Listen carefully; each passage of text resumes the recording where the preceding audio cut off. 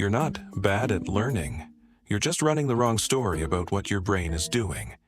Here's the problem. Most of us grew up believing talent is something you're born with. You either have it or you don't. And once that idea settles in, every slow start feels like proof.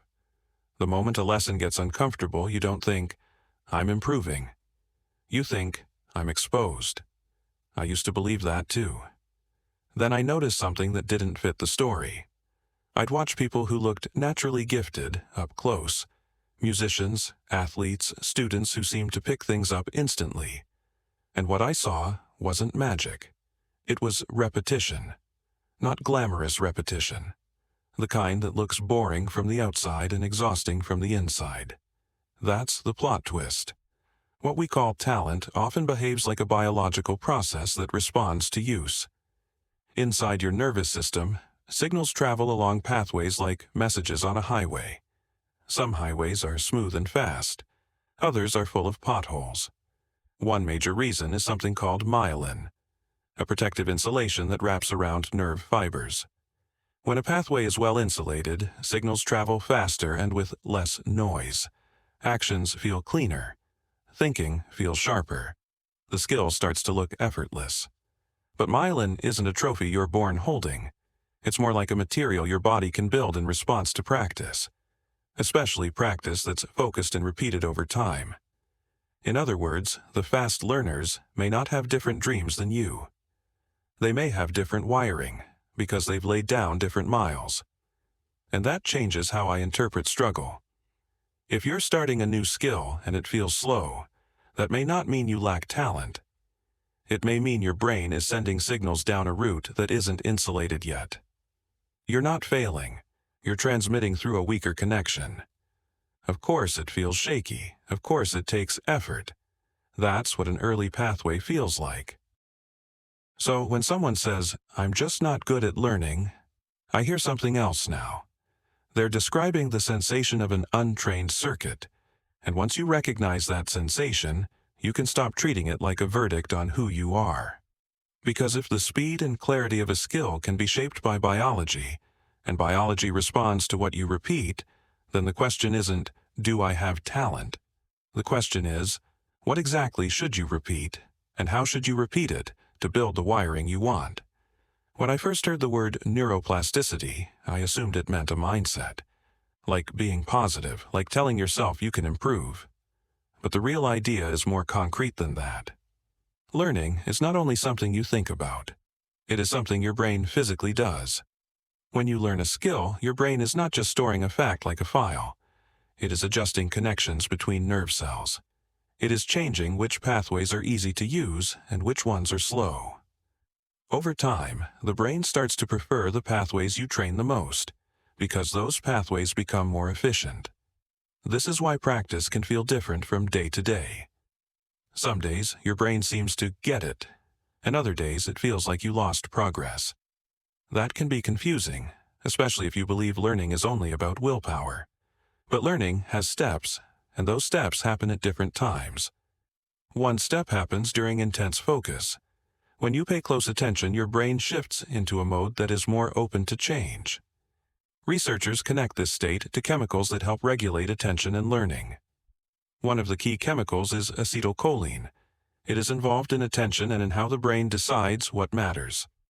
A useful way to think about it is this. Focus helps your brain mark the parts of the experience that should be kept. Not because you want it badly, but because the brain needs a signal that says, this is important. Save this pattern. That signal does not automatically mean the brain has finished the job.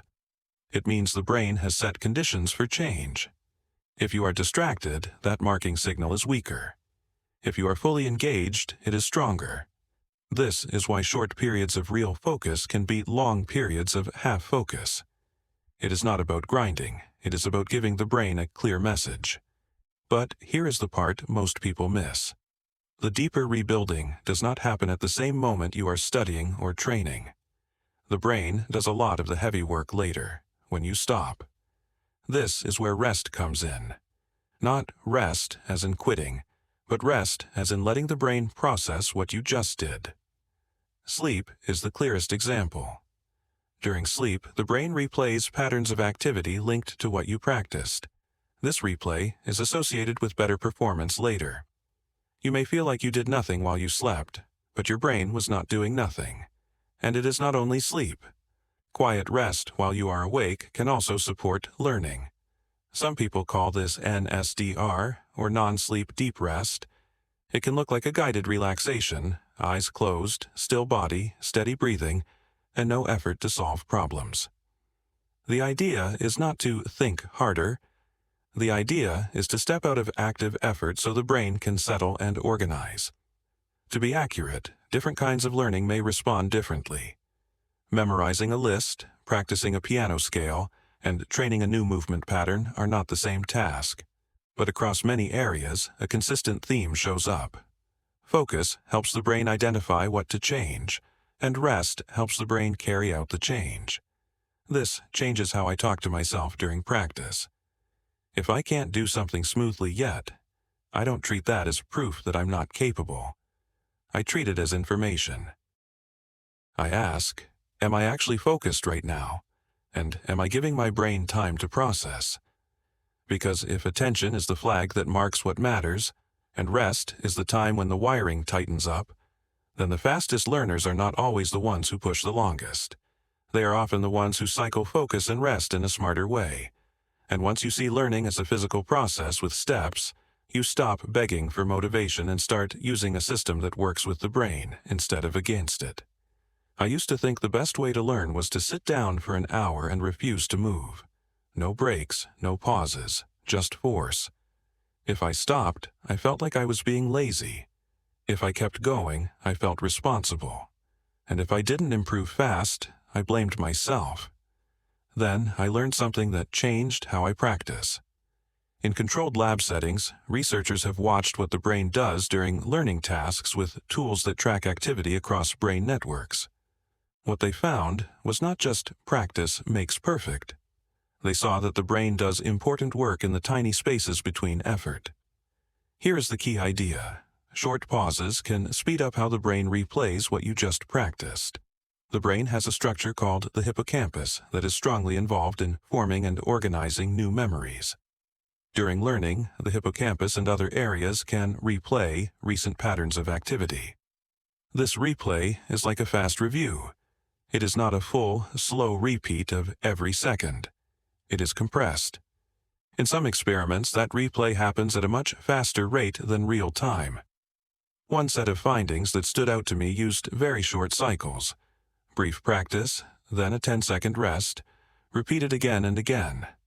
During those 10-second rests, the brain showed replay patterns that were dramatically faster than the actual practice that came right before. The replay was reported as being about 20 times faster than real time. And the amount of replay during the rest periods predicted how much skill improvement showed up later. That is the gap effect in plain terms. A small gap can act like a hidden accelerator. This does not mean you learn by doing nothing. It means your brain may learn best when effort and short rest are paired on purpose. Practice creates the pattern. The pause gives the brain a moment to replay and stabilize it, and the pause has to be real. Not scrolling, not switching to a new task, not feeding your attention into something else. The pause works best as quiet. Still. Low input, almost boring. When I started applying this, I made one rule. The pause is part of the practice. It is not a reward. It is not a break I have to earn. It is a step in the learning cycle. Here is a simple way to do it, adjusted for normal life. First, pick a single target, one concept, one problem type, one paragraph to outline, one move to drill. Keep the target clear because your brain learns what you repeat, and confusion wastes repetitions. Then work in focused bursts. If you can do 10 minutes, do 10 minutes. If you can only do 5, do 5. The exact number matters less than your ability to stay fully engaged. At the end of that burst, stop for 10 seconds. Set a timer if you need to. During those 10 seconds, do as little as possible. Keep your eyes soft, relax your face. Breathe normally. Do not review notes, do not plan the next step. Do not judge how you did, just pause. Then start the next burst. Do this for several rounds. 10 minutes on, 10 seconds off. Repeated 6 times gives you 1 hour of training with built-in replay windows. If you want a shorter session, do 3 rounds. The point is the rhythm. If you want to make it even closer to the lab pattern, you can use shorter bursts like 30 seconds to 2 minutes of intense practice followed by 10 seconds of stillness, especially for skills that require timing and precision. For reading and studying, 10-minute blocks are often more realistic, but the same pause rule can still help. Focus, then quiet, then focus again. At first, it can feel too simple. People often think, how could 10 seconds matter? But the brain is not measuring your effort in the way your pride does. The brain is measuring signals, patterns, and timing. And once you start treating pauses as a tool, you notice something else. Your next burst often feels cleaner. Not always easier, but clearer. You make fewer sloppy errors. You spot the pattern faster. You stay calmer under challenge. I don't call that magic. I call it a system that respects how the brain actually updates itself. Because if tiny gaps can change replay, and replay helps lock in learning, then the real question becomes, what happens when you combine this with the deeper recovery that comes later? When you sleep, and the brain keeps working after you stop. I want to end with something I wish someone had told me earlier, in plain language. You build the brain you use. That sentence can sound like a slogan until you feel it in real life. You sit down to learn. Your attention locks in. You struggle. You make errors. You correct them. You repeat.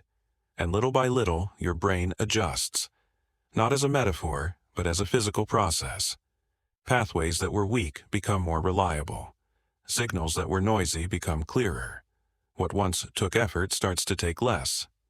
The part that matters most is the part people try to avoid, the struggle. In the old talent story, struggle means you're not meant for it. If the skill feels hard, you assume you're missing some special gift. So you pull back. You protect your ego. You switch to something easier so you can feel competent again.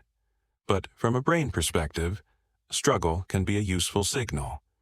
When you attempt something just beyond your current ability, your brain gets information it can work with. It learns what doesn't work, and it learns what needs to change. That moment of effort is not a verdict, it is input. This is also why comfort can be misleading. If you only repeat what you can already do perfectly, you might feel good, but you don't always create much change. Growth usually shows up when you aim at the edge of your ability, stay focused long enough to send a clear signal, and then give your brain time to process what happened. That is the real replacement for the talent myth. It's not try harder, it's train smarter. Focus marks what matters. Rest helps the brain organize it. Sleep strengthens it. Over time, the work you repeat becomes the work you are ready for. That is how people become fast learners. They are not always blessed at the starting line. They are often consistent with the process. So if you've been carrying the label bad at learning, I want you to treat it like an outdated note someone wrote on your file years ago. It might describe a moment. It does not describe your capacity. The next time you hit that familiar feeling, slow, awkward, frustrated, pause and reframe it. Ask yourself 2 questions. First, am I practicing the right level of challenge, or am I either overwhelmed or coasting? Second, am I giving myself the full cycle, real focus, short pauses, and real recovery, so my brain can actually update? Because the point is not to suffer through hours. The point is to give your nervous system the right signals, in the right pattern, often enough to change. And when you do that, something shifts. You stop chasing proof that you're talented. You start collecting proof that you can build skill. Not because you got lucky, because you used your brain the way brains learn.